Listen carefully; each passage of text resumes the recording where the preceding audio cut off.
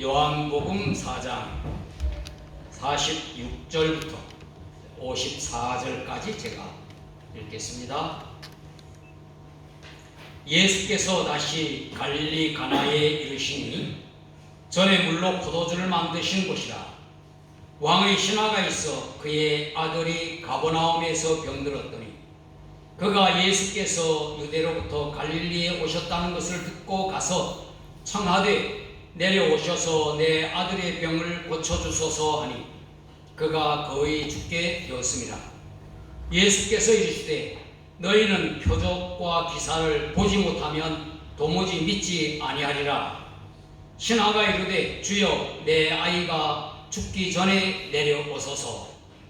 예수께서 이르시되 가라 내 아들이 살아있다 하시니 그 사람이 예수께서 하신 말씀을 믿고 가더니 내려가는 길에서 그 종들이 오다가 만나서 아이가 살아있다 하거늘 그 낫기 시작한 때를 물은즉 어제 7시에 열기가 떨어졌나이다 하는지라.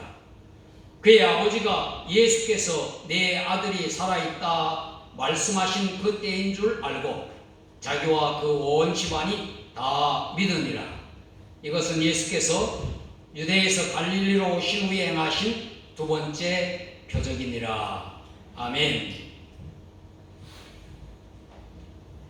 할렐루야. 아멘. 크게 하십시오. 할렐루야. 아멘. 녹음이 확실하게 들어가요. 할렐루야. 아멘. 오늘도 거룩한 날로 구별한 주님의 날. 우리는 썬데이가 아니고 로드데이, 주님의 날. 이렇게 예배당에 나와 함께 예배드리는 여러분 모두, 또 영상으로 우리 예배에 참여하는 사랑하는 우리 믿음의 가족 모두에게도 주님의 거룩하신 은혜와 평강이 넘치기를 축복합니다. 아멘.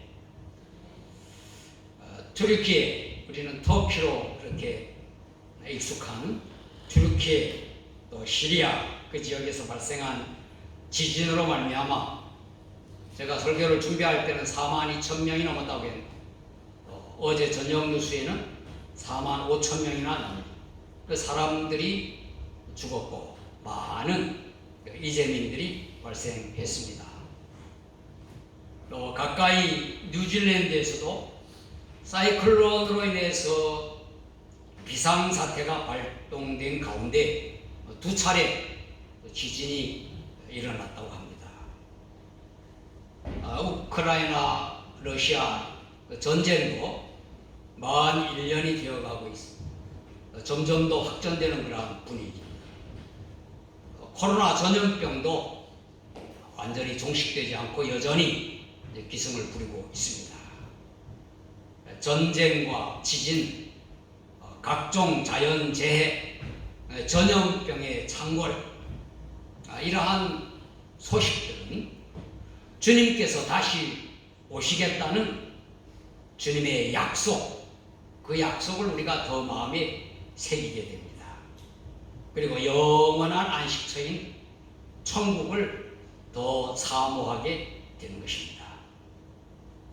전 지구적인 재앙들도 우리를 절망스럽게 하지만 개인적으로나 또는 가족이 당하는 질병이나 사고, 이러한 고통은 우리가 견디가 더욱 힘듭니다.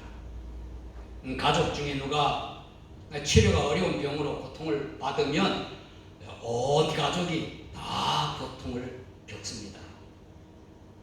특히 사랑하는 아들이나 딸, 자녀가 죽을 수밖에 없는 병에 걸렸다면 부모로서는 어떤 방법으로든지 치료하려고 그렇게 애쓰고 대신 아파줄 수만 있다면 그렇게 하기를 원하는 것이 우리들입니다.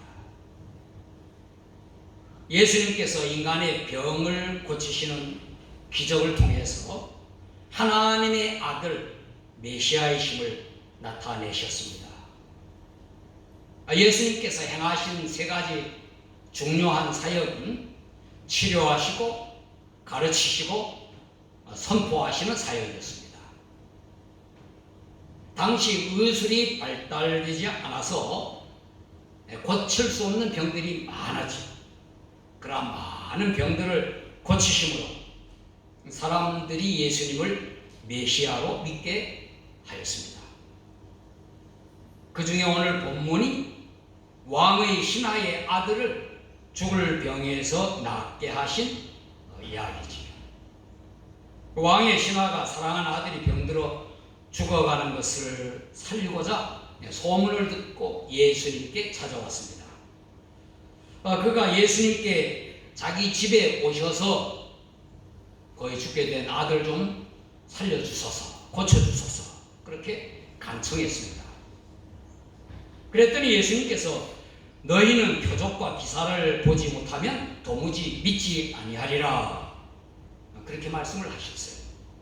이것은 책망의 말씀이라기보다는 표적을 통하여, 기적을 통하여 그를 메시아로 믿게 하시려고 하는 그러한 말씀이었습니다. 그리고 가라, 내 아들이 살아있다 이렇게 말씀을 하셨죠. 그 신하가 예수님께서 하신 말씀을 믿고 갔고 도중에 집에서 오는 종들을 만났더니 아들이 살아있다 라는 소식을 들었고 낫기 시작한 때가 언제냐 그랬더니 바로 예수님께서 말씀하신 그때였음을 알게 되었습니다.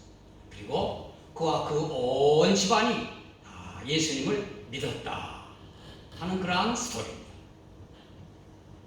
이 본문의 말씀을 내 아들을 고쳐주소서, 제목이, 설교 제목이 내 아들을 고쳐주소서라고 하는 제목으로 은혜를 나누고자 하는 것입니다.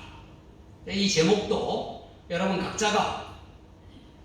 각자에게 적용해서 나를 고쳐주소서, 내 딸을 고쳐주소서, 내 부모를 고쳐주소서 할 수도 있고 내 가족, 내 친구, 누구든 여러분에게 지금 치료가 필요한 그 사람 생각하며 기도의 제목으로 정하고 이 말씀 들으시길 바랍니다. 먼저 예수님께서는 표적을 행하셔서 사람들이 메시아로 믿게 하십니다. 요한복음을 쓴 요한은 예수님께서 행하시는 기적을 표적이라고 기록했습니다. 그리고 요한복음에 7개의 표적을 기록했습니다. 표적이라고 하는 것은 그 의미가 또 그 뜻은 의미와 목적이 있는 기적이다 그런 뜻입니다. 그리고 요한이 기록한 7개의 표적들 모두가 다 각각 영적인 의미가 담겨 있는 것입니다. 물론 예수님께서는 또 많은 기적들을 행하셨죠. 그리고 왕의 신하의 아들을 고치신 이 표적을 기록하기로 두 번째 표적이라 그렇게 명확하게 기술했습니다. 그러면 첫 번째 기적은 뭡니까? 첫 번째 표적? 그것은 갈릴리 가나 혼인잔치에서 물로 포도주를 만든 표적이었습니다. 그 표적을 행하심으로 그의 메시아의 영광을 드러내셔서 제자들이 비로소 예수님을 믿으니라 그랬어요. 요한복음 2장 11절에 나오는데 예수께서 이 첫 표적을 갈릴리 가나에서 행하여 그의 영광을 나타내시니 제자들이 그를 믿으니라. 두 번째 표적도 마찬가지예요. 먼저 예수님께서 왕의 신하와 또 함께 있던 사람들에게 말씀을 하셨어요. 48절에 말씀드린 대로 너희는 표적과 기사를 보지 못하면 도무지 믿지 아니하리라. 이 말씀은 그들이 믿게 하시려고 표적을, 기적을 행하시겠다 하는 말씀인 겁니다. 그리고 요한은 의도적으로 왕의 신하의 믿음을 기록하고 있는 것입니다. 50절에 그 사람이 예수께서 하신 말씀을 믿고 가더니, 영어 성경에는 그 말씀을 가지고 가더니 그랬어요. 53절에 그의 아버지가 예수께서 내 아들이 살아있다 말씀하신 그때인 줄 알고 자기와 그 온 집안이 다 믿으니라 그랬습니다. 표적을 통하여 사람들이 예수님을 메시아로 믿게 된 것입니다.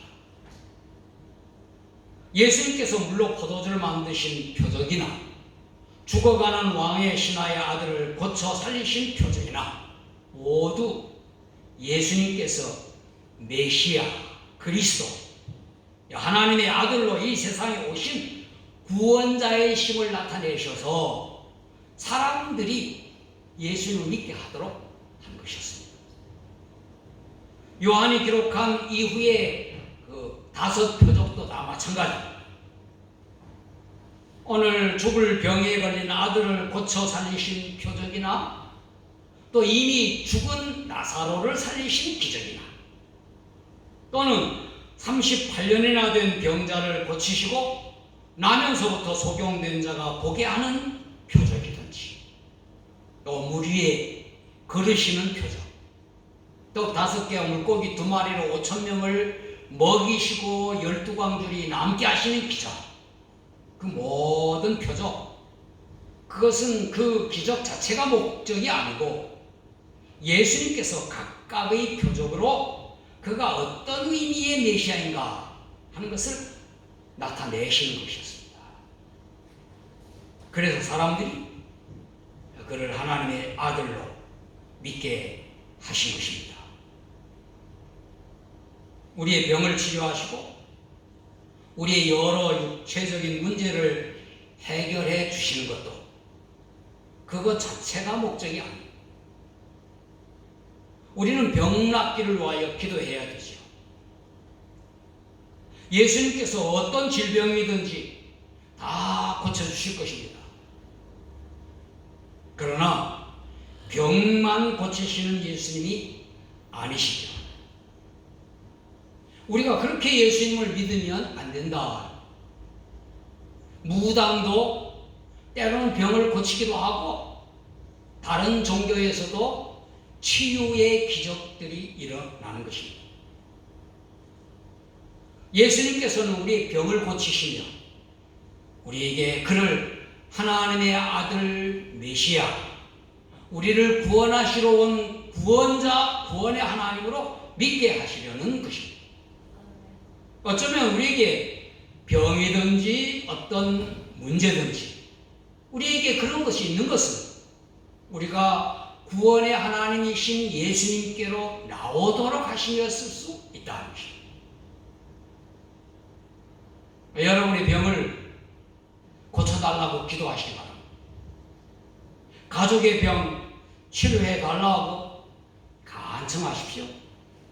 그러나 예수님을 병을 치료하시는 분으로만 아니고 구원의 하나님, 우리를 구원하시는 하나님으로 믿으시기를 축원합니다. 아멘. 그리고 예수님께서는 말씀으로 인간의 병을 고치십니다. 간청하는 왕의 신하에게 예수님께서 말씀하셨죠. 가라, 내 아들이 살아있다. 우리말로 제가 번역하면 가라, 내 아들이 나을 것이다. 그랬으면 더 익숙할 건데 영어에는 살 것이다. 그렇게 되어 있는 것 같습니다. 그랬더니 왕의 신하가 예수님께서 하신 말씀을 믿고 갔습니다. 아까도 말씀드렸듯이 영어에는 그 말씀을 가져갔다. 그리고 그의 아들이 낳기 시작한 때가 예수님께서 말씀하신 그 순간이었음을 바로 그때 예수님 말씀하신 그때였다는 것입니다. 물로 포도주를 만드신 첫 표적에서도 마리아가 하인들에게 말했죠. 너희에게 무슨 말씀을 하시든지 그대로 하라. 그랬더니 예수님께서 항아리에 물을 채우라고 그랬어요. 그리고 그 물을 떠다가 연회장에 갖다 주라고 말씀하셨습니다. 하인들이 그대로 했더니 기적이 일어났죠. 요한복음에는 나오지 않는 백부장의 종을 고치신 이야기가 마태복음과 누가복음에 나옵니다. 어떤 사람은 표적을 행하신 장소가 같은 가버나움이니까 오늘 본문의 이 내용과 그 백부장 이야기를 한 사건으로 여기는 사람도 있어요. 그러나 분명히 백부장과 왕의 신하는 다른 사람이고, 또 고침받은 자도 하나는 종이었고 하나는 아들이었기 때문에, 그리고 이야기 전개가 전혀 다르기 때문에 두 사건임을 우리는 알아요. 이 백부장의 이야기에서도 예수님께서 가서 고쳐주리라고 하시자 백부장이 뭐라고 말합니까? 주여, 내 집에 들어오심을 나는 감당하지 못하겠사오니 다만 말씀으로만 하옵소서. 그러면 내 하인이 낫겠사옵나이다. 그랬더니 예수님께서 그의 믿음을 아주 칭찬했어요. 이스라엘 가운데 이런 믿음을 본 적이 없다 하면서, 그리고 가라, 내 믿은 대로 될지어다 하시니 그 즉시 하인이 나으니라. 그렇게 되어 있습니다. 예수님께서는 말씀으로 표적, 기적을 행하셨고 말씀으로 병자들을 고치셨습니다. 예수님께서 문둥병자는 친히 만지시기도 하시고, 또 나면서부터 소경된 자에게는 진흙을 이겼느니 바르기도 하시고, 또 죽은 야이로의 딸은 손을 잡아 일으키기도 하셨지만, 그러나 대부분 모든 표적들에서는 예수님께서 말씀으로 기적을 행하시는 것입니다. 오늘날에도 예수님께서 그의 말씀으로 표적, 기적을 행하십니다. 말씀을 통하여 우리의 병을 치료하십니다. 신자들이 어떤 주술행위라든가 종교적인 의식, 행함으로 치료받는 것이 아니고 하나님의 말씀을 믿고 기도할 때 고침을 받는다는 것이죠. 우리는 예수님의 말씀을 믿고 기도해야 돼요. 어떤 특별한 안수해 주는 것도 귀한 거지만 말씀을 믿어요. 예수님의 제자들은 예수 그리스도의 이름으로 병든 자를 낫게 했어요. 예수님께서 그의 이름으로 구하면 모든 것을 이루어 주신다고 하는 말씀을 하셨기 때문에 그 말씀을 믿고 예수 그리스도의 이름으로 기도하여 병을 낫게 하는 것입니다. 그러므로 우리는 예수 그리스도의 이름을 부르며 병 낫기를 위하여 기도해야 하는 것입니다. 마지막은 예수님께서는 우리의 몸을 고치실 뿐만 아니라 영혼을 구원하십니다. 요한이 이 사건을 기록한 그 목적은 예수님이 하나님의 아들 메시아이심을 증거하고, 그리고 그 가운데 믿는 사람들이 있었음을 알려서 사람들이 예수님을 믿게 하려는 목적이었습니다. 오늘날까지 기록된 목적도 그렇죠. 요한복음 마지막 부분에는 이렇게 기록되어 있습니다.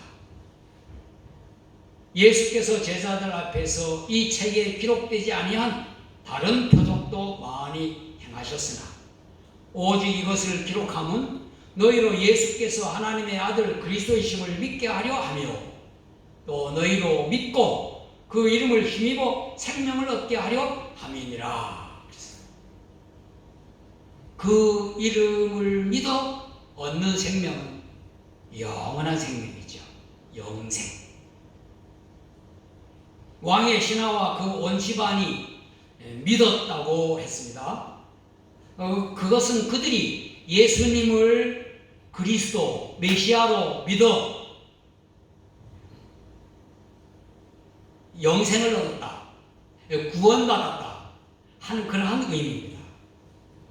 예수님은 몸을 치료하실 뿐만 아니라 영혼을 구원하시기 때문에, 아니 몸을 치료하시는 목적이 그들로 하여금 예수님을 하나님의 아들로 믿어 영혼을 구원하기 위함인 것입니다. 영원히 구원받기 위해서. 그러므로 우리는 몸의 치료도 받아야 되죠.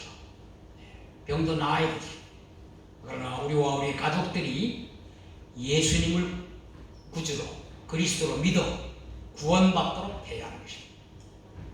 그것을 목적으로 병 낫기를 위해서도 기도하고 어떤 문제가 해결되기 위해서도 기도하는 것입니다.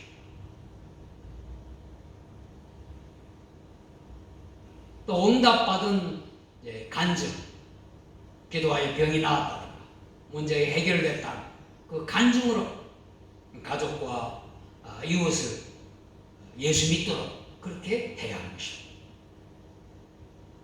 왕의 신하는 아들이 병들어 죽게 될 정도니까 온 가족이 고통을 받았을 겁니다. 그것으로 인하여 그러나 예수님께 나오게 되었죠.